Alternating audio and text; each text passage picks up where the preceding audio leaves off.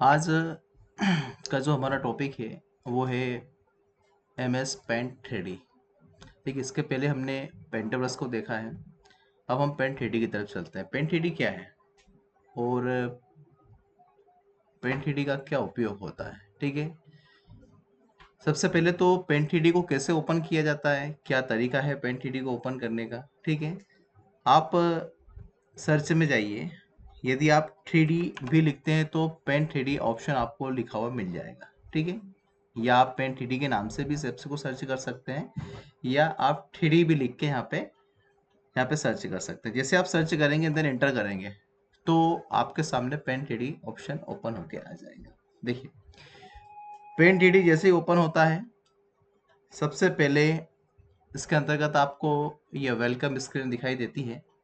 Welcome screen के अंतर्गत आपको तीन ऑप्शन नजर आएंगे। सबसे पहला हमें नजर आता है new, then open and paste. देखिए, अगर हम पहली बार पेंटिटी में कोई भी ड्राइंग तैयार कर रहे हैं, ठीक है, या हम पेंटिटी का एक न्यू प्रोजेक्ट वर्क पे काम कर रहे हैं तो हम न्यू का उपयोग कर सकते हैं। ओपन हम तब कर सकते हैं जब हमने पेंटिटी में कोई भी ड्राइंग बना रखा है, ठीक है, जो अधूरा है, अनकम्प्लीट है, पूरा नहीं हुआ है, ठीक है, या उसको देखना चाहते हैं तो उस स्थिति में ओपन का यूज कर सकते हैं। और पेस्ट का उपयोग तब किया जाता है या फिर किसी प्रोग्राम से आपने किसी ऑब्जेक्ट को कॉपी किया हो और उसे डायरेक्टली यहाँ पे पेंट 3D में हमें पेस्ट करना हो, उस स्थिति में हम यहाँ पे पेंट 3D का यूज कर सकते हैं। ठीक है, यानी कि पेस्ट ऑप्शन का यूज हम यहाँ पे कर सकते हैं। फिलहाल हम अभी न्यू पे क्लिक कर रहे हैं। जैसे आप न्यू पे क्लिक करेंगे, सबसे पहले आपके सामने पेंट 3D ऑप्शन ओपन होके आ जाएगा। ठीक है, ये प्रोग्राम हमारे सामने खुल जाएगा। देखिए, पेंट 3D क्या है, वो क्या काम आता है। पेंट 3D MS पेंट का एक एडवांस वर्जन है।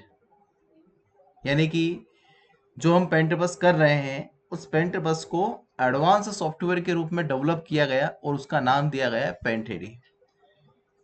देखो, नाम से स्पष्ट है कि इसमें 3D है, यानी कि यहाँ पर 3D models, 3D object, 3D doodles, ठीक है, 3D मॉडलिंग करने के ऑप्शन आपको कहीं ज़्यादा नजर आएंगे जो पेंट माइक्रोसॉफ्ट पेंट प्लस के अंतर्गत नहीं आते हैं। पेंट 3D के अंतर्गत हम कई तरह के टेक्स्ट के ऊपर भी वर्क कर सकते हैं। यानी कि हम यहाँ पे देखें तो हमें 2D शेप भी मिलता है, 3D शेप ऑब्जेक्ट भी हमें यहाँ पे नजर आएंगे जिसके अंदर हमें कई प्रकार के मॉडल्स, ऑब्जेक्ट्स, ठीक है, डूडल्स, ठीक है, हमें यहाँ पे नजर आते हैं। साथ में हम कई तरह के स्टिकर का भी यूज यहाँ पे कर सकते हैं। ठीक है, टेक्स्ट की भी हम बात करें तो पेंट के अंदर 2D एंड 3D दोनों ही प्रकार के टेक्स्ट ऑप्शन हमें नजर आते हैं।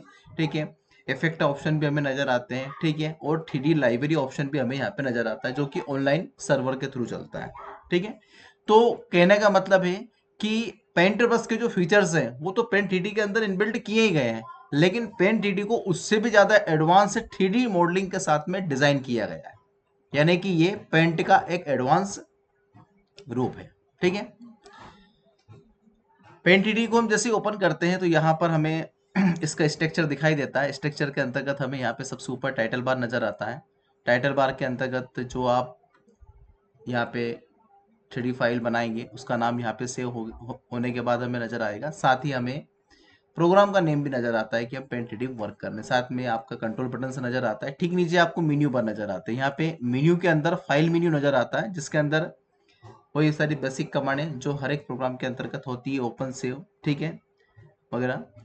साथ में ही हमें यहाँ पे ये ऑप्शन नजर आते हैं, ये भी मेन्यू है। ठीक है, इन मेन्यू के अंदर सबसे पहले हमें ब्रश नजर आता है। जैसे हम ब्रश पे क्लिक करते हैं, ठीक है, तो ये ब्रश कैटेगरी जो होता है, यानी कि ब्रश के जो टूल्स होते हैं वो ओपन होकर हमारे सामने इस साइड में नजर आ जाते हैं। ठीक है, तो आप जिस भी मेन्यू पे क्लिक करेंगे उनके टूल्स आपको इस साइड में यहाँ पे नजर आएंगे। आप 3D पे काम कर रहे हैं तो 3D के टूल्स यहाँ पे नजर आएंगे। यदि आप यहाँ पे स्टिकर का वर्क कर रहे हैं या टेक्स्ट कर रहे हैं तो जो भी आप वर्क कर रहे हैं वो यहाँ पे आपको इस तरह से खुल के, यानी कि इसके राइट साइड एंगल में आपको ये नजर आएंगे। जस्ट नीचे स्टैंडर्ड टूल बार होता है जिसके अंतर्गत पेंट 3D के अंदर यूज होने वाली कुछ इंपॉर्टेंट कमांडों को यहाँ पे ऐड किया गया है। ठीक है, और साथ ही बीच में जो आपको ये विंडो नजर आ रही है इसे हम कहते हैं कैनवास विंडो। ठीक है, यानी कि ये कैनवास होता है। पेंट ब्रश के अंदर जब हम काम करें तो वहाँ पे ड्राइंग विंडो था और यहाँ पे जब आप काम करो तो आपके सामने कैनवास नजर आता है। इस कैनवास के ऊपर आप सभी तरह का वर्क जो भी आप पेंट 3D के अंदर करना चाहते हैं इस कैनवास के हिसाब से कर सकते हैं। ये हमारा कैनवास साइज होता है। इस साइज को आप छोटा या बड़ा आपकी ज़रूरत के अनुसार, यानी कि यहाँ पर कैनवास ऑप्शन के अंतर्गत जब हम जाते हैं तो यहाँ पर साइज को हम अपने हिसाब से एडजस्ट कर सकते हैं, बड़ा या छोटा जैसा भी आपको चाहिए। अगर बड़ा करना है तो कैनवास को बड़ा या छोटा यहाँ से किया जा सकता है, ठीक है। बाकी हम कैनवास ऑप्शन को आगे देखेंगे कि ये क्या ऑप्शन है, वो कैसे काम आएंगे, ठीक है। तो कैनवास साइज को आप ज़रूरत के अकॉर्डिंग बड़ा कर सकते हैं। और इसके अलावा ये उसका पूरा मास्टर विंडो होता है, इस पूरी विंडो के यूज़ भी आप ड्राइंग के दौरान कर सकते हैं, लेकिन प्रिंट विंडो जो हमारा होता है, ठीक है, वो कैनवास साइज के अकॉर्डिंग ही चलता है, ठीक है। साथ ही नीचे स्क्रॉल होता है जो कैनवास को अप एंड डाउन या इसके राइट साइड में भी स्क्रॉल होता है जो इसको टॉप एंड बॉटम ले जाने में हमारी मदद करता है। ये अप एंड डाउन में हमारी मदद करता है, ठीक है, और ये हमें लेफ्ट एंड राइट ले जाने में मदद करता है, ठीक है। चलिए, सबसे पहले पेंटिडी के अंदर जो ऑप्शन हमें दिखाई देता है वो है ब्रश कैटेगरी। पेंटिडी का देखो एक बड़ा प्रोग्राम है पेंटिडी भी, उसको समझने के लिए हमें करीबन 4 पार्ट्स के अंदर हम पेंटिडी को कंप्लीट कर पाएंगे, ठीक है।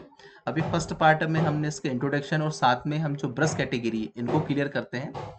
सबसे पहले हम जैसे ब्रश पे क्लिक करते हैं तो यहाँ पे बहुत सारी ब्रश कैटेगरीज हमारे सामने नजर आती है। इस ब्रश कैटेगरी के अंतर्गत हमें जो भी ब्रशेस होते हैं वो सभी हमें दिखाई देते हैं। जैसे सबसे पहले मार्कर दे रखा है। मार्कर को जब आप यूज करते हैं तो यहाँ से जो भी कलर आप चॉइस करेंगे उस कलर के अकॉर्डिंग ही आपको मार्कर यहाँ पे नजर आएगा। जैसे मान लीजिए कि आपने ब्लैक कलर लिया तो ब्लैक कलर के अकॉर्डिंग मार्कर आपको यहाँ चलता हुआ नजर आएगा। यदि आप रेड लेंगे तो रेड कलर के अकॉर्डिंग आपका मार्कर आपको दिखाई देगा।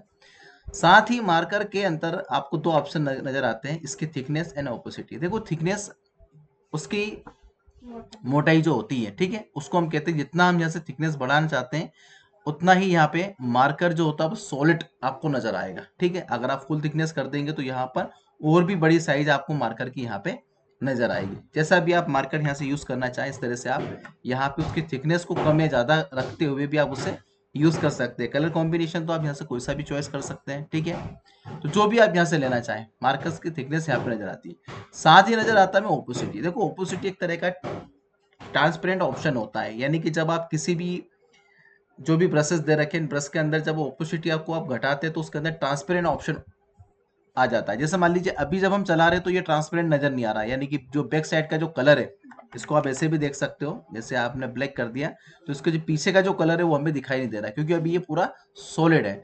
जब हम इसे यहाँ से इसकी ओपेसिटी को कम करते हैं तो यदि आप अभी यहाँ पे चलाएंगे तो आप देख सकते हैं कि बैक साइड का कलर भी हमें दिखाई दे रहा है, यानी कि इसका ट्रांसपेरेंसी अभी ज्यादा हमने कम कर दिया तो वो ट्रांसपेरेंट पूरा होते दिखाई दे रहा है। यदि हम प्योर 0 कर देंगे तो फिर पूरा ट्रांसपेरेंट हो जाएगा जो हमें ना के बराबर दिखाई देगा। थोड़ा सा जब हम इसको मीडियम रखते हैं तो मीडियम ट्रांसपेरेंट के अंदर जो कलर होता है वो भी हमें दिखाई देता है, साथ में बैक साइड के जो ऑप्शन होते हैं वो भी हमें नजर आते हैं। तो यदि आप ट्रांसपेरेंट किसी भी ब्रश को यूज करना चाहते हैं, ये सभी के अंदर ऑप्शन दे रखा है, किसी ब्रश को आप ट्रांसपेरेंट यूज करना चाहें तो यहाँ से आप इसकी ट्रांसपेरेंसी कम ज्यादा कर सकते हैं। साथ ही किसी भी ब्रश के अंदर आप थिकनेस घटाना या बढ़ाना चाहें तो थिकनेस को आप यहाँ से अपने हिसाब से एडजस्ट कर सकते हैं, ठीक है। कंट्रोल ए एंड डिलीट मैंने किया यहाँ से। मार्कर के अलावा अगला जो ऑप्शन आता है वो है कैलीग्राफी पेन। इसको भी हम इस तरह से यूज कर सकते हैं। देखिए कैलीग्राफी पेन की विशेषता होती है कि इसका up side and down side का जो हिस्सा होता है वो थोड़ा सा मोटा होता है, जो मिडिल साइड एज होता है वो यहाँ से डाउन होकर आएगा। देख सकते हैं आप, देखो अप एंड डाउन तो ठीक आया, लेकिन मिडिल साइड जो होता है वो बिल्कुल थिकनेस बहुत ज्यादा पतला हो जाता है। अप एंड डाउन तो थोड़ा सा मोटा रहता है। ये कैलीग्राफी पेन होता है। यहाँ पे भी आपके सामने थिकनेस एंड ओपेसिटी दोनों ऑप्शन दे रखे हैं, आप दोनों का यूज कर सकते हैं। आप बढ़ाएंगे तो इस तरह से ये बढ़ के आ जाएगा, देखो, ठीक है। इस तरह से आप इसे चला सकते हैं, यूज कर सकते हैं। कलर यहाँ पर भी जो आप लेना चाहें, कैलीग्राफी के अंदर भी आप कोई सा भी कलर यूज कर सकते हैं यहाँ पर भी, ठीक है। जो आप कलर लेंगे उसी कलर के अंदर आपका कैलीग्राफी आपको चलता हुआ नजर आएगा यहाँ पे इस तरह से, ओके। ये सभी ब्रशेस के अंदर कॉमन चीजें हैं कि आप थिकनेस, ओपेसिटी और कलर सभी के अंदर यहाँ से चेंज कर सकते हैं। बस सभी ब्रश का कैटेगरी अलग अलग होता है। जैसे ऑयल ब्रश है, अब ऑयल ब्रश को आप यूज करेंगे तो इस प्रकार से नजर आएगा। थिकनेस देखो इसके अंदर ट्रांसपेरेंसी ऑप्शन नहीं रहता है, इसके अंदर केवल थिकनेस से आपको मिलेगा जो आप कम ज्यादा कर सकते हैं। देन कलर आप यहाँ से जरूरत के अकॉर्डिंग चेंज कर सकते हैं। देखो इस तरह से आप बढ़ाएंगे तो फिर ये इस तरह से बढ़ के आएगा इस तरह से, ठीक है। ये सारे ब्रशेस जो होते हैं कहीं ना कहीं जब आप पेन 3D के अंदर किसी तरह का ड्राइंग या डिजाइन तैयार करेंगे तो उसके अंदर आपकी बहुत ज्यादा मदद करने वाले हैं। वाटर कलर जो होता है वो उस तरह से नजर आता है, एकदम धुंधला टाइप रहता है। इसकी थिकनेस भी अगर आप बढ़ाएंगे तो साइज यहाँ से बढ़ जाएगी, पर उसके अंदर जो मेन इम्पैक्ट उसका होता है, वो इम्पैक्ट के अंतर्गत आप देखेंगे कि इससे बनने वाले कोई सी भी कलर शेप जो होती है एकदम ब्लोर नजर आती है, एकदम सॉलिड नजर नहीं आता है हमें। ये किसी भी बैकग्राउंड कलर वगैरह डिजाइन करने में भी हमारी मदद करता है। साथ में कोई फील्ड के अंदर से घास का ही हमें कोई बैकग्राउंड बनाना है, कोई ग्रीन फील्ड हमें बनाना है, तो ग्रीन फील्ड को इस तरह से डिजाइन करने में हमारी मदद करता है। ठीक है, काफी उपयोगी चीज है 3D के अंदर। जब आप इसको यूज करेंगे तो इस तरह से कोई ग्रीन बैकग्राउंड इजीली आप यहाँ से तैयार कर सकते हैं इसकी मदद से। अगला चीज जो होता है वो होता है पिक्सल पेंसिल होता है। ठीक है, यहाँ पर भी थिकनेस आप अपने हिसाब से मेंटेन कर सकते हैं। इस तरह से नजर आएगा पिक्सल पेंसिल, जो भी आप कलर लेंगे इस तरह से। ठीक है, ऑपोसिटी इसके अंदर भी कम ज्यादा आप जैसे भी करना चाहें यहाँ से आप एडजस्ट कर सकते हैं। अगला जो होता है वो हमारा नेचुरल पेंसिल होता है। ठीक है, नेचुरल पेंसिल का साइज आप जितना बड़ा छोटा करना चाहें, जैसे नेचुरल पेंसिल का कलर भी ऐसे ही होता है, तो बिल्कुल पेंसिल का जैसा ही वो आपको देखो इस तरह से नजर आएगा। जैसे अपन पेंसिल यूज करते हैं सेम एज इट इज वो आप मेरे सामने नजर आएगा। बाकी आप पेंसिल का कलर भी चाहें तो अपनी जरूरत के अकॉर्डिंग चेंज कर सकते हैं, देखो इस तरह से। ठीक है, साथ ही हमें नजर आता है यहाँ पे इरेजर। देखो इरेजर का काम क्या रहता है, जब भी हमको यहाँ से इस तरह से कोई ऑब्जेक्ट बनाते हैं या फिर हम ब्रशेस का यूज करते हैं, इस तरह से जब भी आप कोई चीज बनाएंगे तो यहाँ पे इरेजर का काम सिर्फ मिटाने का रहता है। ठीक है, इस तरह से। एक चीज मैं आपको और बता देना चाहता हूँ कि जब भी किसी ब्रश, जैसे मान लीजिए कि मार्कर है, मार्कर का थिकनेस हमें यहाँ से कम करना है, ज्यादा करना है, तो काम करने के दौरान कई बार हमें लगता है इस तरह से कि यार अभी यहाँ पे कम है, इसके बाद अगला जो है थोड़ा सा बड़ा, तो बार बार आपको यहाँ आने की जरूरत नहीं। कंट्रोल के साथ अगर आप प्लस का उपयोग करेंगे, ठीक है, तो भी आपका जो ब्रश का थिकनेस है वो यहाँ से बढ़ जाएगा। माइनस का उपयोग करेंगे तो कम हो जाएगा। यदि प्लस का उपयोग करते हैं कंट्रोल के साथ में, तो आप ब्रश या फिर किसी भी ब्रश की थिकनेस को यहाँ से एडजस्ट कर पाएंगे, कभी ज्यादा कर पाएंगे यहाँ से। ठीक है, अगला ऑप्शन जो हमारे सामने आता है इरेजर, तो मैंने आपको बताया। इरेजर के बाद में आता है क्लियरिंग बोर्ड। यहाँ पे इस तरह से इस ऑप्शन का यूज आप कर सकते हो, यहाँ पे इसका साइज आप बढ़ा सकते हो। ठीक है, ये इस प्रकार से बहुत प्यारा ऑप्शन है।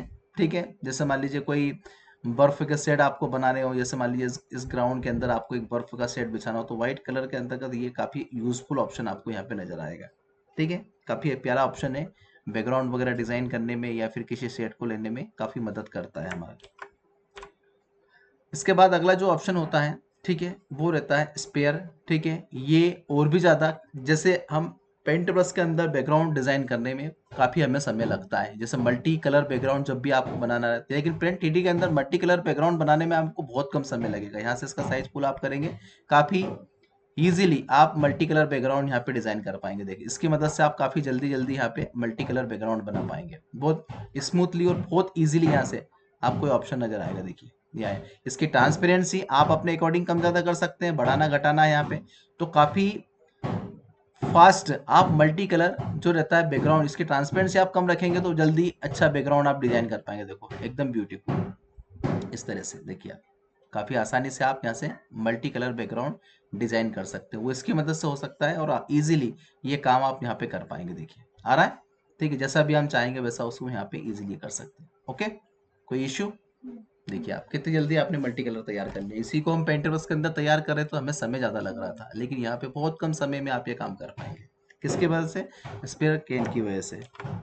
अगला ऑप्शन जो आता है वो रहता है फील वाला ऑप्शन। देखो फील पेंटब्रश में भी था, जैसे मान लीजिए कि हमने 2D कोई शेप लिया, यहाँ से इस शेप के अंदर हमें फील में कोई कलर डालना है, तो यहाँ पे आप जैसे आएंगे तो यहाँ पे आपको फिल ऑप्शन नजर आएगा। इसमें से जो भी कलर आप सिलेक्ट करेंगे वो कलर आप यहाँ पे फिल कर पाएंगे। देखो जिस तरह से आपने ये वाला कलर सेलेक्ट किया तो ये वाला यहाँ पे आ जाएगा, ये सिलेक्ट करेंगे तो ये यहाँ पे आ जाएगा। तो जैसे भी आप चाहें इस तरह से आप किसी भी फील के अंदर यहाँ पे कोई भी कलर अप्लाई इजीली कर सकते हैं। इसके अंदर एक ऑप्शन मिलता है फिल टाइप से, इसके अंदर यदि आप ऑल पे क्लिक करेंगे तो क्या होगा, जो आपका कैनवास है उस पूरे कैनवास पे अगर आपको कोई भी कलर अप्लाई करना है, जैसे कि आप ब्रश की मदद से करेंगे, अगर आपको सॉलिड सिंगल कलर चाहिए तो आप ब्रश का यूज ना करें, सीधा फिल पे आ जाएं, यहाँ पे ऑल पे क्लिक करें, और ऑल पे क्लिक करने के बाद में जो भी कलर आप लेंगे वो पूरे कैनवास पे आप एक बार में अप्लाई कर पाएंगे।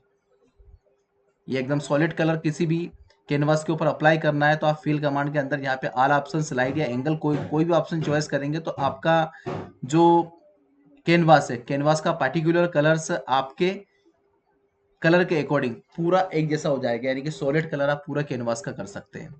तो ये रहा बस कैटेगरी। अगले पार्ट में हम चलते हैं और उसमें मिलेंगे आपको 2D एंड शेप के बारे में, 2D शेप हम कैसे बना सकते हैं और कैसे हम 2D शेप का उपयोग कर सकते हैं। मिलते हैं इसके नेक्स्ट पार्ट में, तब तक के लिए bye, have a nice day.